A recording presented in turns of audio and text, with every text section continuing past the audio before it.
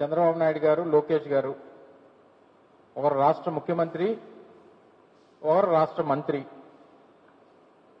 ఇద్దరూ కూడా రాష్ట్రంలో ఉన్నటువంటి ప్రభుత్వ భూముల్ని వారు అధికారంలోకి వచ్చిన దగ్గర నుంచి ఏ రకంగా వారి తాలూకా మనుషులకు కట్టబెట్టాలి, ఏ రకంగా పప్పు బెల్లానికి వారికి కావాల్సినటువంటి సంస్థలకి ఆ భూముల్ని ఇవ్వాలి అనేటువంటి దాని మీద పడుతున్నటువంటి తాపత్రయం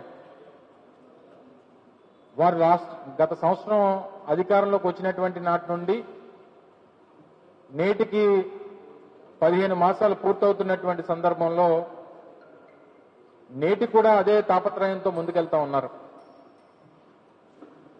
ఈ మధ్యకాలంలో మొన్న 24వ తారీఖున జరిగినటువంటి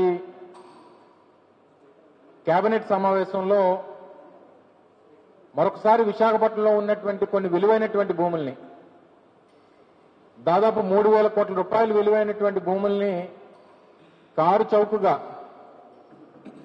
వారికి కావాల్సినటువంటి కొన్ని రియల్ ఎస్టేట్ సంస్థలకి కట్టబెట్టినటువంటి వైనాన్ని మనం చూశాం.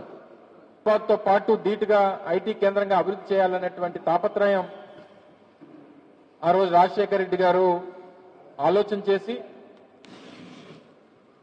తర్వాత అనేక సందర్భాల్లో మేము మొన్న 2019-24 మధ్యలో జగన్మోహన్ రెడ్డి గారి నేతృత్వంలో బీచ్ ఐటీ డెస్టినేషన్ గా విశాఖపట్నాన్ని అభివృద్ధి చేయాలని చెప్పి తాపత్రయపడి ప్రముఖ సంస్థలైనటువంటి ఇన్ఫోసిస్ లాంటి సంస్థల్ని, అలాగే ర్యాన్స్టాడ్ లాంటి పెద్ద కన్సల్టెంట్ సంస్థల్ని, WNS లాంటి సంస్థల్ని విశాఖపట్నం తీసుకుని వచ్చి కోవిడ్ లాంటి క్లిష్ట పరిస్థితులను కూడా ఎదుర్కొని ఆ రోజు ఉన్నటువంటి ప్రపంచవ్యాప్తంగా ఉన్నటువంటి పరిస్థితుల్ని అధిగమించి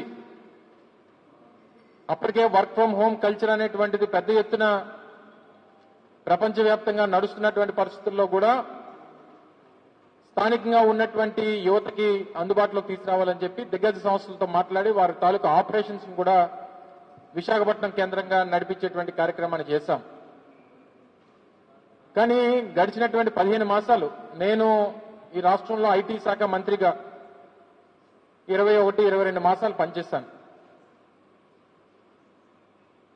నేను మంత్రిగా బాధ్యతలు తీసుకున్న తర్వాత 12-13 మాసాల్లో ఇన్ఫోసిస్ సంస్థ 1000 మంది ఎంప్లాయీస్ తో విశాఖపట్నం కేంద్రంగా ఆ సంస్థని స్థాపించేటువంటి దానికి కృషి చేశాను. అలా వివిధ ప్రాంతాల్లో ఇంకా మిగిలినటువంటి సంస్థలు కూడా స్థాపించాం, అనేక ఇండస్ట్రీస్ స్థాపించాం, అనేక సంస్థలతో ఒప్పందాలు చేసుకున్నాం. ఇవన్నీ కూడా ఒక ప్రక్రియ నడిచింది. కానీ 15 మాసాలుగా విశాఖపట్నంలో ఒక్క ఉద్యోగస్తుడికైనా ఒక్క ఐటీ ఉద్యోగం అన్నా కల్పించాడా ఈ రాష్ట్ర ముఖ్యమంత్రి గాని ఆయన ముఖ్యమంత్రి గారి కొడుకు గాని ఒకసారి చెప్పాలని చెప్పి కోరుతా ఉన్నా. ఏదో ఎప్పుడో సంవత్సరం క్రితం టీసీఎస్ వస్తుందని ఒక 6 నెలల క్రితం టీసీఎస్ కి 99 పైసలకి ఒక 20 ఎకరాలు కట్టబెట్టారు. ఆ టీసీఎస్ ముసుగులో ఉర్సా అనేటువంటి ఒక ఊరు పేరు లేనటువంటి కంపెనీకి ఫిబ్రవరి 14వ తారీఖున ఇన్కార్పొరేట్ అయినటువంటి ఒక సంస్థకి 60 ఎకరాల భూమిని కారు చౌకగా దాదాపు 3,000 కోట్ల రూపాయలు విలువైనటువంటి విశాఖపట్నంలో భూమిని 60 ఎకరాలు ఒక 2 నెలలు కూడా స్థాపించి 2 నెలలు కూడా అవనటువంటి ఒక కంపెనీకి 60 ఎకరాలు కట్టబెట్టారు. దానికి ఒక ఆఫీస్ లేదు, ఒక ఎంప్లాయీ లేడు, దానికి సంబంధించినటువంటి టర్నోవర్ లేదు, ఏమీ లేనటువంటి కంపెనీకి గత ఏప్రిల్లో ఒక 60 ఎకరాలు ఇచ్చినటువంటి 59 ఎకరాలు చిల్లర ఇచ్చినటువంటి సందర్భాన్ని కూడా చూసాం.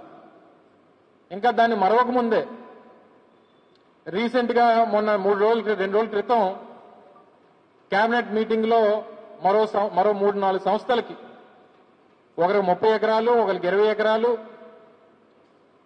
ఇలా ఒక 60 ఎకరాలు అక్కడ దాదాపు 30-40 కోట్ల రూపాయలు విలువైనటువంటి భూములు, అక్కడ 50 లక్షలకి 1 కోటి రూపాయలు చెప్పిన రియల్ ఎస్టేట్ సంస్థలకి, ఐటీ సంస్థలకు కాదు. సత్వా అనేటువంటి గ్రూపు మీ అందరికీ తెలుసు, పూణే, బెంగళూరు, హైదరాబాద్ లాంటి ప్రాంతాల్లో వాళ్ళు రియల్ ఎస్టేట్ చేసేటువంటి కంపెనీలు అవి.